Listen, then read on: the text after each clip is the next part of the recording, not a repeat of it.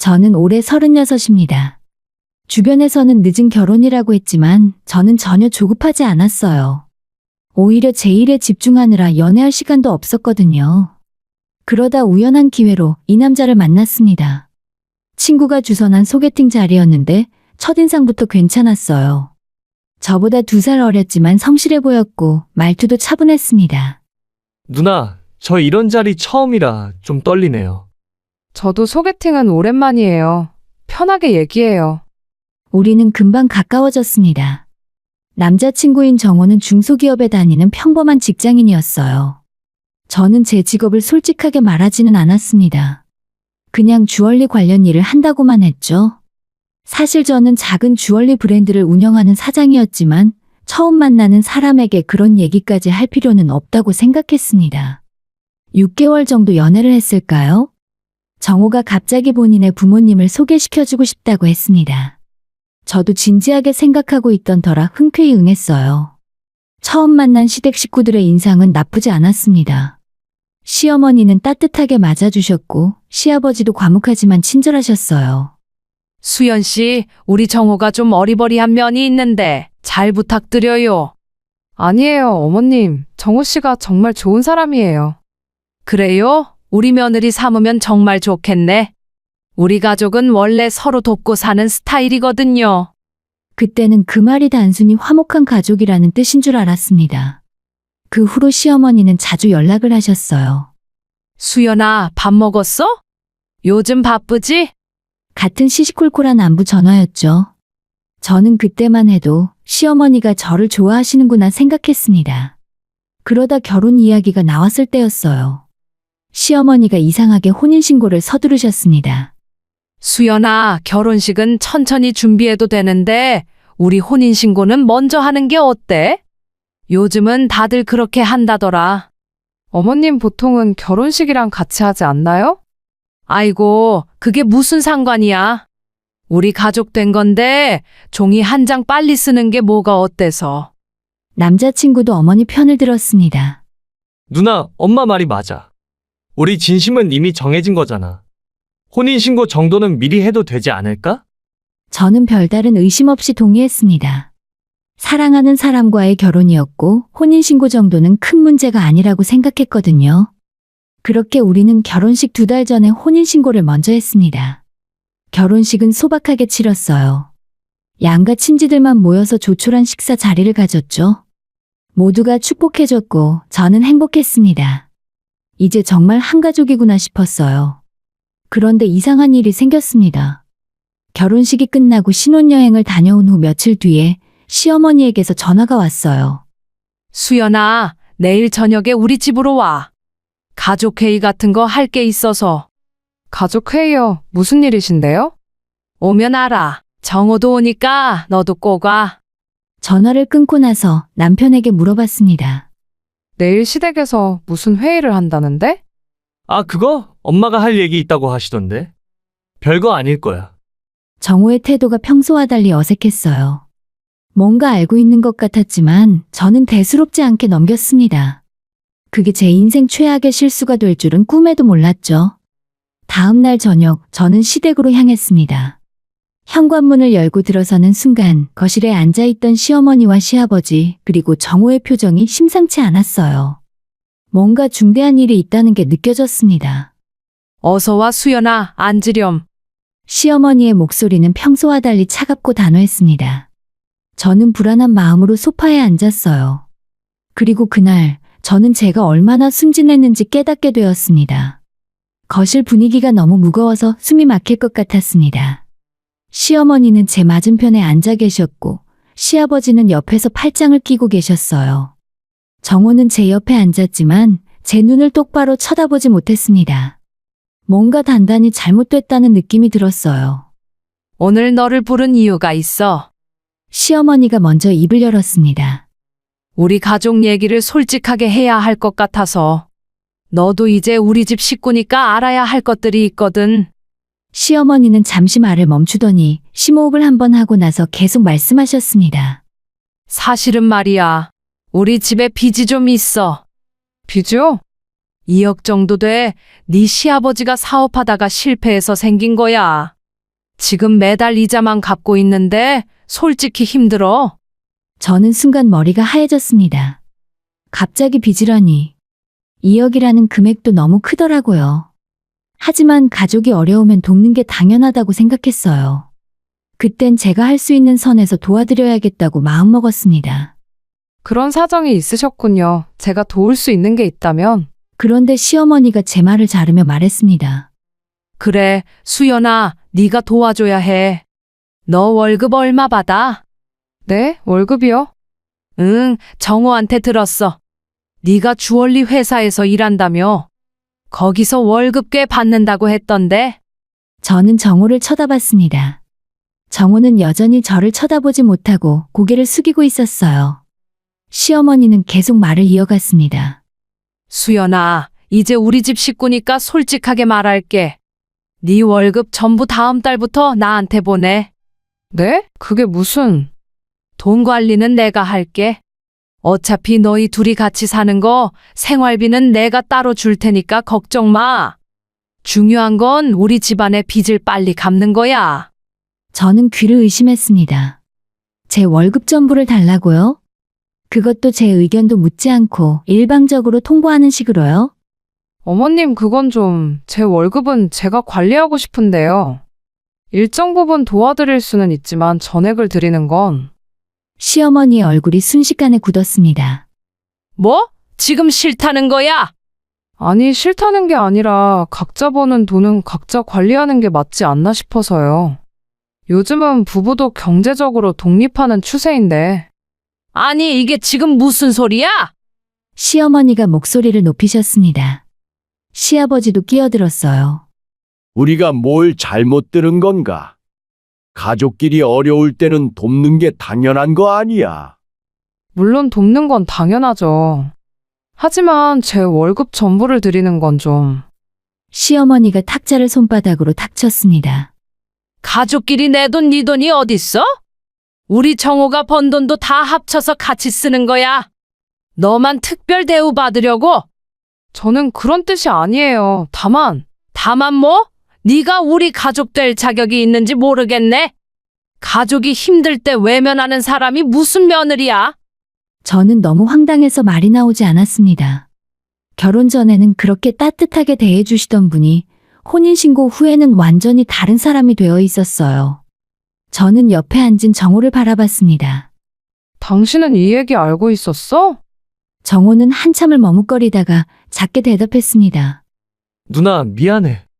엄마가 그러시는데 어떡해. 지금 어머님 편을 드는 거야? 우리 결혼 전에 이런 얘기 왜 안 했어? 그게 누나가 도와줄 거라고 생각했어. 우리 가족인데. 저는 기가 막혔습니다. 남편까지 이미 이 계획에 동의하고 있었던 거예요. 어쩌면 처음부터 저를 돈줄로만 생각했던 건지도 모른다는 생각이 들었습니다. 시어머니가 다시 말했습니다. 수연아, 내가 하는 말 다 너 잘 되라고 하는 소리야. 빚만 갚으면 우리도 편하고 너희도 편하잖아. 그러니까 다음 달부터 월급 통장이랑 카드 내놓으면 돼. 월급 통장까지요? 당연하지. 내가 직접 관리해야 투명하잖아. 너 혼자 관리하면 어디다 쓸지 모르고. 저는 더 이상 참을 수가 없었습니다. 이건 도움을 요청하는 게 아니라 강요였어요. 아니, 거의 착취에 가까웠습니다. 제가 언제 월급쟁이라고 정확히 말한 적도 없는데 남편이 멋대로 추측해서 어머니께 말한 것 같았어요. 그 순간 제 머릿속에 한 가지 생각이 떠올랐습니다. 이 사람들이 정말로 원하는 게 뭔지, 그리고 제가 어떻게 대응해야 할지 명확해졌어요. 저는 침착하게 숨을 고르고 입을 열었습니다. 어머님, 그럼 하나만 여쭤볼게요. 뭔데? 제 빚도 같이 갚아주실 거죠? 순간 거실이 조용해졌습니다. 시어머니와 시아버지, 그리고 남편이 저를 멍하니 쳐다봤어요. 제가 무슨 말을 하는지 이해하지 못하는 표정이었습니다. 뭐라고? 네 빚? 네, 저도 빚이 있거든요. 저는 가방에서 휴대폰을 꺼냈습니다. 그리고 화면을 켜서 시어머니께 보여드렸어요. 거기에는 제 명의로 된 대출 내역이 선명하게 나와 있었습니다. 보세요. 3억 조금 넘어요. 시어머니의 얼굴이 하얗게 질렸습니다. 시아버지도 눈이 커지면서 제 휴대폰 화면을 뚫어져라 쳐다봤어요. 남편은 입을 벌린 채 얼어붙어 있었습니다. 저는 침착하게 화면을 확대해서 대출 상세 내역을 보여드렸습니다. 여기 보시면 은행 이름도 나와 있고요. 대출 일자도 있습니다. 시어머니가 떨리는 목소리로 물었습니다. 이게 대체 무슨 소리야? 너 그런 빚이 있다는 걸 왜 말 안 했어? 어머님도 2억 빚이 있다는 걸 결혼 전에 말씀 안 하셨잖아요. 가족이 됐으니까 이제 말씀드리는 거예요. 제 대답에 시어머니의 얼굴이 불그락푸르락 변했습니다. 시아버지가 끼어들었어요. 잠깐만, 이게 무슨 대출인데 3억씩이나 돼? 대체 그 돈을 어디다 쓴 거야? 개인적인 용도로 쓴 거라서 자세한 건 말씀드리기 어렵네요. 말씀드리기 어렵다니? 우리가 가족인데 그런 것도 못 물어봐? 아까 어머님이 그러셨잖아요. 가족끼리 내 돈, 네 돈 없다고. 그럼 제 빚도 우리 빚이고 어머님 빚도 우리 빚 아닌가요? 저는 최대한 담담하게 말했습니다. 시어머니가 갑자기 자리에서 벌떡 일어났어요. 야, 이게 무슨 사기야? 3억이나 되는 빚이 있는 줄 알았으면 우리가 널 며느리로 받아줬겠어? 방금 뭐라고 하셨어요? 빚이 있으면 며느리 자격이 없다는 말씀이세요? 당연하지. 빚쟁이를 누가 며느리로 들여? 너 완전히 사기친 거잖아.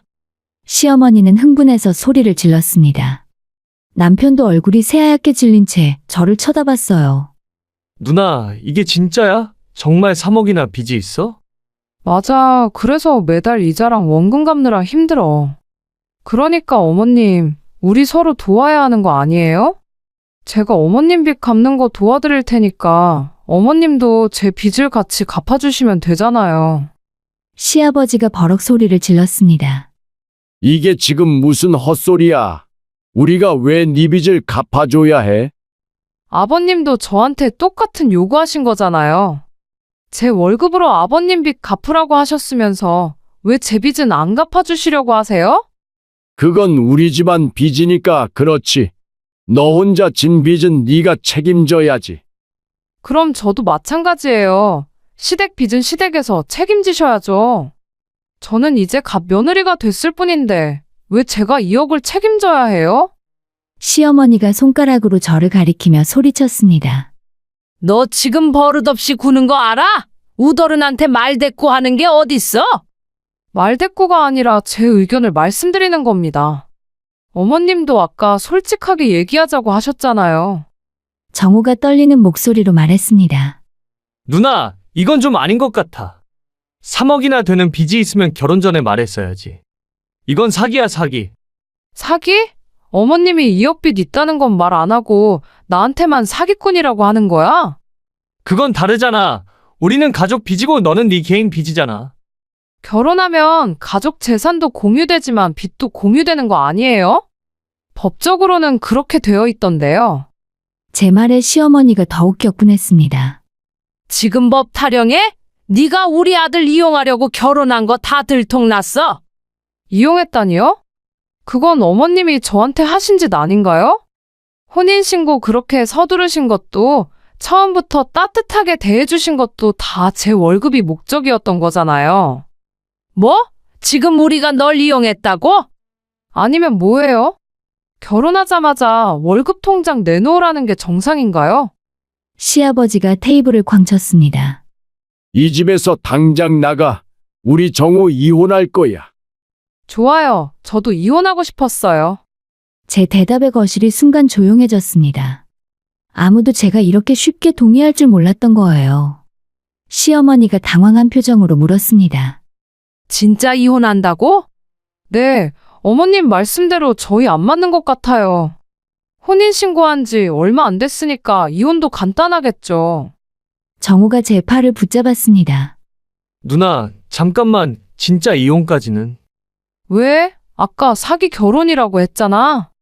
사기꾼이랑 살고 싶어? 그게 아니라. 시어머니가 급하게 말했습니다. 잠깐, 이혼하면 네 빚은 어떡하고? 제 빚은 제가 알아서 갚을게요. 어차피 혼자 감당할 생각이었으니까요. 어머님도 2억은 어머님이 알아서 갚으시면 되고요. 아니, 그게 이혼하면 재산 분할도 해야 하고. 재산 분할이요? 저희 결혼한 지 한 달도 안 됐는데 무슨 재산 분할이에요? 혼인 기간 중에 형성된 재산도 없는데요. 시어머니의 얼굴이 점점 더 굳어졌습니다. 그제야 깨달은 거예요. 제가 만만한 며느리가 아니라는 것을 말이죠. 그리고 자신들의 계획이 완전히 틀어졌다는 걸요. 시아버지가 정호에게 소리쳤습니다. 야, 너는 무슨 빚 있는 여자를 만나냐? 조사도 제대로 안 하고. 아버지 저도 몰랐어요. 누나가 그런 빚이 있을 줄은요. 저는 자리에서 일어났습니다. 더 이상 이 자리에 있을 이유가 없었어요. 그럼 이만 가볼게요. 이혼 서류는 제가 준비해서 보내드릴 테니까 도장만 찍어주시면 돼요. 시어머니가 황급히 말했습니다. 잠깐, 수연아, 우리 너무 흥분했나 봐. 일단 앉아서 다시 얘기해보자. 더 얘기할 거 없어요. 오늘 확실히 알았어요. 이 집에서 원하는 건 며느리가 아니라 빚을 갚아줄 사람이라는 거요. 아니야, 그게 아니라. 저는 누구의 돈줄이 되고 싶지 않아요. 정호 씨는 좋은 짝 다시 만나 빚이 없는 사람으로. 저는 가방을 들고 현관으로 향했습니다. 뒤에서 시어머니가 뭐라고 소리치는 게 들렸지만 저는 뒤돌아보지 않았어요. 현관문을 닫고 밖으로 나왔을 때 제 심장이 미친 듯이 뛰고 있었습니다. 무서웠지만 동시에 후련했어요. 차에 타서 핸들을 잡았을 때 제 손이 떨리고 있다는 걸 알았습니다. 하지만 울지는 않았어요. 오히려 웃음이 나왔습니다. 제가 이렇게 당차게 행동할 수 있다는 게 신기했거든요. 그리고 그날 밤 저는 확신했습니다. 이 결혼은 끝이라는 걸요. 집으로 돌아오는 길에 저는 오늘 있었던 일들을 곱씹어봤습니다. 시댁을 나설 때는 아드레날린 때문에 아무렇지 않았는데 차를 운전하면서 점점 현실이 실감났어요. 결혼한 지 한 달도 안 돼서 이혼을 결심하게 될 줄은 정말 몰랐습니다. 집에 도착해서 소파에 앉았을 때 휴대폰이 울리기 시작했어요. 정호였습니다. 전화를 받지 않았더니 문자가 왔습니다. 누나, 우리 좀 만나서 얘기하자. 엄마가 너무 흥분하셔서 그런 거야. 이해해줘. 저는 한숨을 쉬며 문자를 지웠습니다. 이해해달라고요? 뭘 이해하라는 건지 모르겠더라고요. 그때 문득 결혼 전 일들이 떠올랐습니다. 시어머니가 혼인신고를 그렇게 서두른 것과 따뜻하게 대해주시며 자꾸 우리 가족은 서로 돕고 산다고 강조하셨던 것. 그게 전부 오늘을 위한 준비였던 거예요. 다음 날 아침 친정 엄마에게 전화가 왔습니다. 수연아, 어제 시댁 갔었지? 어떻게 됐어? 엄마 나 이혼할 것 같아. 뭐? 이혼? 결혼한 지 한 달도 안 됐는데 무슨 소리야? 저는 어제 있었던 일을 엄마에게 설명했습니다. 시댁의 2억 빚, 제 월급을 통째로 달라는 요구, 그리고 제가 3억 대출이 있다고 말했을 때의 반응까지요. 엄마는 한참을 말이 없더니 한숨을 쉬셨어요. 그 사람들이 처음부터 너를 이용하려고 한 거구나. 혼인신고를 왜 그렇게 서두르나 했더니, 엄마도 이상하다고 생각하셨어요? 그럼 요즘 누가 혼인신고를 서두르니?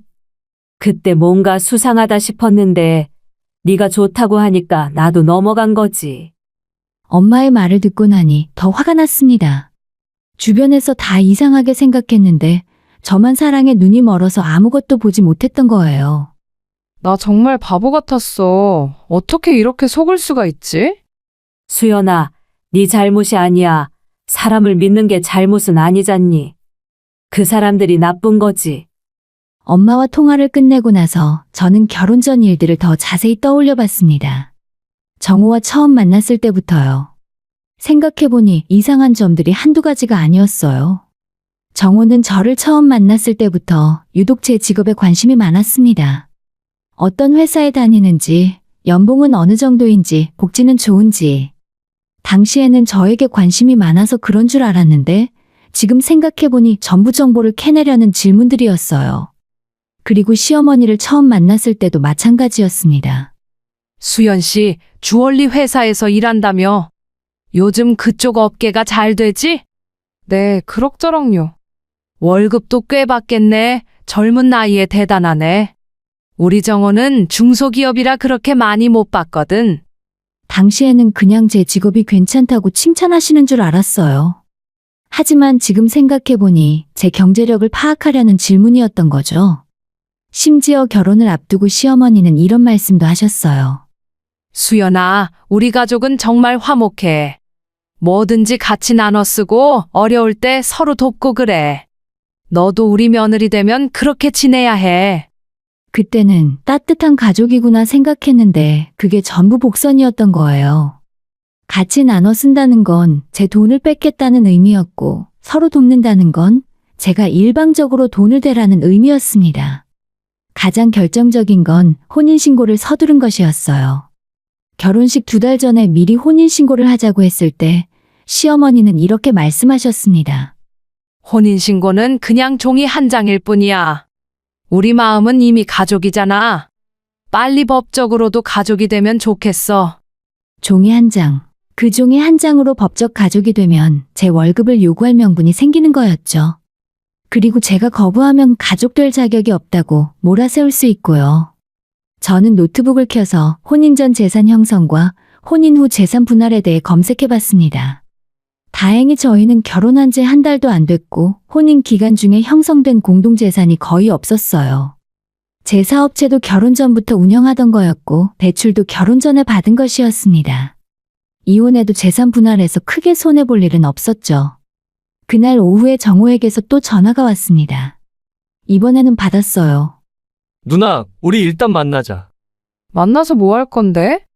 얘기 좀 하자. 엄마가 좀 심했어. 인정해. 근데 이혼까지는 너무한 거 아니야? 너무하긴 뭐가 너무해? 당신네 가족이 나한테 한 짓이 더 심하지. 누나, 그건 우리 집 형편이 안 좋아서 그런 거야. 이해해줘. 저는 한숨을 쉬었습니다. 정호야, 솔직하게 물어볼게. 너는 처음부터 다 알고 있었지? 내 월급으로 집안빚 갚으려는 계획 말이야. 전화기 너머로 정호가 침묵했습니다. 그 침묵이 답이었어요. 침묵은 긍정이지. 너도 공범이었네. 누나, 미안해. 근데 나도 어쩔 수 없었어. 엄마가 계속 그러시는데. 어쩔 수 없다고? 결혼 전에 솔직하게 말할 수는 있었잖아. 우리 집에 빚이 있는데 도와줄 수 있어? 이렇게. 그럼 내가 그걸 듣고 알아서 판단했을 거야. 근데 당신들은 나를 속였어. 속인 건 아니고. 아니면 뭔데? 혼인신고 하고 나서 갑자기 2억 빚 얘기하고 내 월급 통장에 카드까지 달라는 게 정상인 거야? 정호는 또다시 말문이 막혔습니다. 그리고 정호야, 진짜 웃긴 게 뭔지 알아? 내가 3억 빚이 있다고 하니까 당신네 가족이 뭐라고 했는지 기억해. 나보고 사기꾼이라고 했잖아.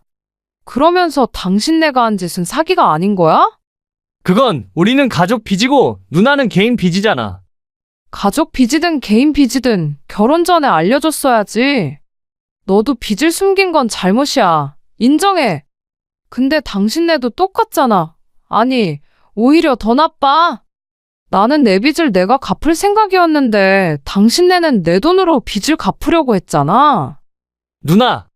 이혼 서류 보내줄게. 조용히 마무리했으면 좋겠어. 저는 전화를 끊었습니다. 가슴이 답답했지만 후회는 없었어요.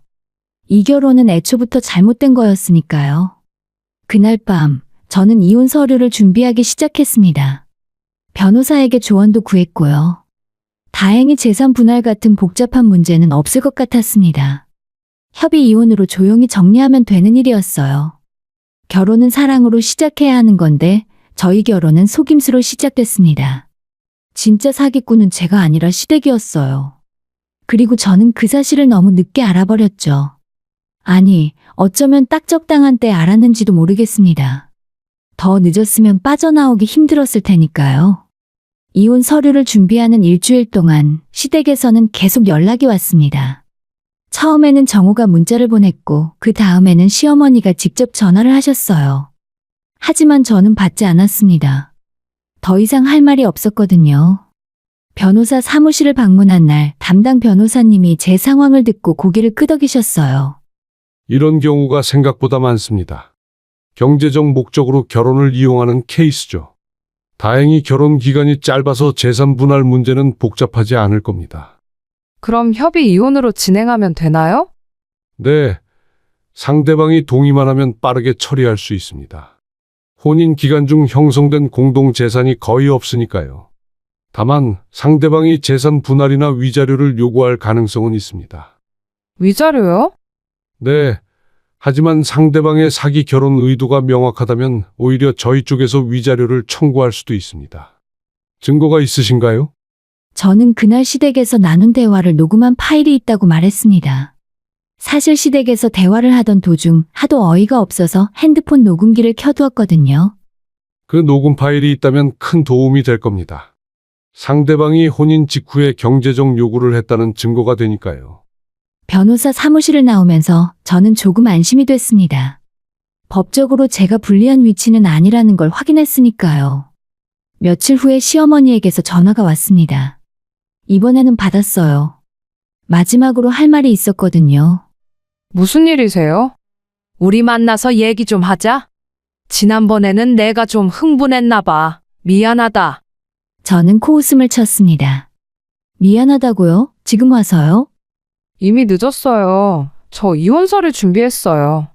수연아, 진짜 이혼할 거야? 우리 그렇게까지 할 필요 없잖아. 내가 생각을 좀 바꿨어. 네 월급 전부는 안 받을게. 그럼 딱 절반만 주면 돼. 절반이요. 응, 절반만 보내면 돼. 그 정도면 괜찮잖아? 저는 기가 막혔습니다. 아직도 제 돈을 노리고 있다니요. 저는 한 푼도 드릴 생각 없어요. 제 돈은 제가 쓸 거예요. 야, 네가 지금 시어머니한테 그런 식으로 말해? 순간 시어머니의 본 모습이 다시 드러났습니다. 아까 미안하다던 목소리는 온데간데없고 다시 날카로운 목소리로 돌아왔어요. 가족이 어려운데 도와주는 게 당연한 거 아니야? 혼인신고도 했으면서. 혼인신고요? 어머님이 그렇게 서두르신 혼인신고?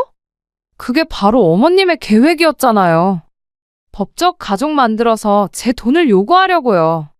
뭐? 계획이라니? 우리가 너를 진짜 며느리로 받아들여서 그런 거야.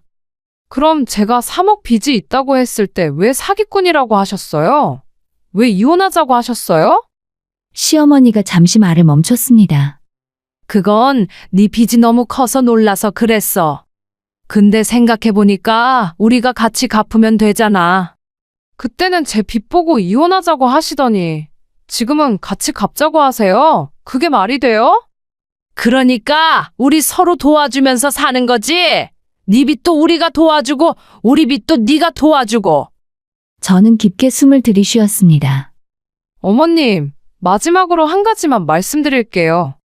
이혼 서류 곧 보내드릴 테니까 도장 꼭 찍어주세요. 저는 할 말을 마치고 전화를 끊었습니다. 손이 떨렸지만 시원했어요. 그동안 참았던 말들을 다 한 것 같았거든요. 며칠 후에 정말로 이혼 서류를 보냈습니다. 그리고 일주일 후에 도장이 찍힌 서류가 돌아왔어요. 정호도 시어머니도 더 이상 연락하지 않았습니다. 아마 제가 빚쟁이라고 생각해서 포기한 것 같았어요. 이혼 신고를 하러 구청에 갔을 때 제 기분은 복잡했어요. 한 달 전에 이곳에서 혼인신고를 했는데 벌써 이혼신고를 하러 온 거예요. 그날 저녁 저는 제 사무실로 갔습니다. 주얼리 디자인 작업을 하면서 앞으로의 계획을 세웠어요. 오프라인 매장 오픈 준비, 신제품 라인 개발, 해외 바이어와의 미팅. 할 일이 산더미처럼 많았습니다. 하지만 이제는 아무 걱정 없이 일에 집중할 수 있었어요. 누군가 제 돈을 빼앗아갈 걱정도 시댁 눈치 볼 필요도 없었죠. 제가 번 돈은 온전히 제 것이고 저의 인생도 온전히 제 것이었습니다. 이혼 후에 한 달이 지났고 저는 그동안 준비했던 오프라인 매장 오픈에 집중했어요. 강남의 좋은 위치에 자리를 잡았고 인테리어도 제 취향대로 깔끔하게 마무리했습니다. 오픈 당일 많은 사람들이 축하해주러 왔습니다. 친구들은 물론이고 거래처분들 그리고 온라인으로 제 제품을 사주셨던 단골 고객님들도 오셨어요. 매장은 사람들로 가득 찼고 생각보다 매출도 좋았습니다. 정신없이 바쁘게 움직이면서도 저는 행복했습니다. 제가 직접 디자인한 주얼리들이 고객님들의 손에 들어가는 모습을 보는 게 너무 뿌듯했어요. 이게 제가 원했던 삶이었죠. 오픈 일주일 후에 친정엄마가 매장에 들르셨습니다. 수연아, 매장 장사 잘 되는구나. 생각보다 반응이 좋아요. 다행이다. 그나저나 시댁에서 연락 없어? 없어요. 이혼하고 나서 한 번도 연락 안 왔어요. 엄마는 안도의 한숨을 쉬셨습니다. 잘 됐다. 그 사람들 다시는 만나지 마라. 물론이죠. 이제 완전히 남이에요. 그런데 그날 오후 뜻밖의 전화가 걸려왔습니다. 친정엄마에게서였어요. 수연아, 너네 옛날 시어머니가 우리 집으로 전화했어. 네? 왜요? 이혼 물으자고. 네가 사장이라는 걸 알았나 봐. 이혼 취소하자고 난리야. 저는 한숨이 나왔습니다. 어떻게 알았을까요? 아마 제 매장 오픈 소식을 어디선가 들은 모양이었어요. 그래서 뭐라고 하셨어요? 내가 뭐라고 했겠니? 우리 딸 다시는 만나지 말라고 했지. 그랬더니 자기가 잘못했다면서 용서해달래. 뻔뻔하기는. 엄마, 혹시 또 연락 오면 받지 마세요. 저도 번호 차단했어요. 그래, 알았어. 너 정신 차리고 일이나 열심히 해. 전화를 끊고 나니 기가 막혔습니다. 제가 빚쟁이인 줄 알았을 때는 사기꾼이라며 이혼하자고 하더니 사장인 걸 알고 나서는 다시 결혼하자고요? 정말 돈만 보는 사람들이었어요. 그날 저녁 정호에게서도 문자가 왔습니다. 누나 미안해. 다시 한번 기회를 줄 수 없을까? 엄마도 많이 반성하셨어. 저는 답장하지 않고 바로 차단했습니다. 더 이상 그 사람들과 엮일 이유가 없었으니까요. 며칠 후에 전 시어머니가 직접 매장으로 찾아왔습니다. 저는 손님 응대를 하고 있었는데 문을 열고 들어오는 시어머니를 봤어요. 수연아, 여기는 왜 오셨어요? 수연아, 내가 잘못했어. 그때 너무 흥분해서. 다시 생각해보니까 내가 너무 심했던 것 같아. 주변에 손님들이 있어서 저는 시어머니를 조용히 매장 한쪽으로 데려갔습니다. 이미 끝난 일이에요. 저희 이혼했잖아요. 이혼은 했지만 취소할 수도 있고 아예 처음부터 다시 시작할 수도 있잖아. 수연아, 내가 진심으로 사과할게. 정호랑 다시 시작하자. 제가 사장인 걸 알고 나서 생각이 바뀌신 거죠? 시어머니 얼굴이 굳었습니다. 그게 아니라. 솔직하게 말씀하세요. 제가 월급쟁이의 빚 3억 있는 줄 알았을 때는 사기꾼이라고 하시더니 사장인 걸 알고 나니까 다시 며느리 삼고 싶으신 거 아니에요? 수연아, 그건 오해야. 저는 시어머니의 말을 끊었고 시어머니의 얼굴이 창백해졌습니다. 수연아, 제발 우리 정호가 너무 힘들어해. 너를 정말 좋아했었어. 좋아했으면 속이지 말았어야죠. 처음부터 솔직하게 말했어야죠. 그건 미안해. 진짜 미안해. 저는 깊게 숨을 쉬었습니다. 이제 그만 가주세요. 손님들 기다리고 있어요. 시어머니는 할 말을 잃은 듯 서 있다가 결국 매장을 나갔습니다. 저는 그 뒷모습을 보면서 아무 감정도 느껴지지 않았어요. 미련도 안타까움도 없었습니다. 그날 밤 매장 정리를 하면서 지난 몇 달을 돌아봤습니다. 사랑한다고 믿었던 결혼, 배신감과 분노, 그리고 이혼. 힘든 시간이었지만 그 덕분에 저는 더 강해졌어요. 그리고 제가 정말 원하는 게 무엇인지도 깨달았죠. 저는 누군가의 며느리, 누군가의 부인으로 사는 게 아니라 저 자신으로 사는 게 행복하다는 걸 알았습니다. 제 사업과 제 꿈, 그리고 제 인생. 그게 가장 중요한 거였어요. 결혼은 실패했지만 제 인생은 성공하고 있었습니다. 그리고 그걸로 충분했어요. 누군가의 복을 걷어찬 건 시댁이었고 제 복은 제가 지켜냈으니까요. 이제 저는 다시 시작입니다. 더 강하고 더 현명한 모습으로요. 그리고 이번에는 절대 속지 않을 겁니다. 저의 가치를 알아주는 사람, 진심으로 저를 사랑하는 사람을 만날 때까지 기다릴 거예요. 후회는 없습니다. 오히려 감사해요. 이 경험이 저를 더 단단하게 만들어줬으니까요.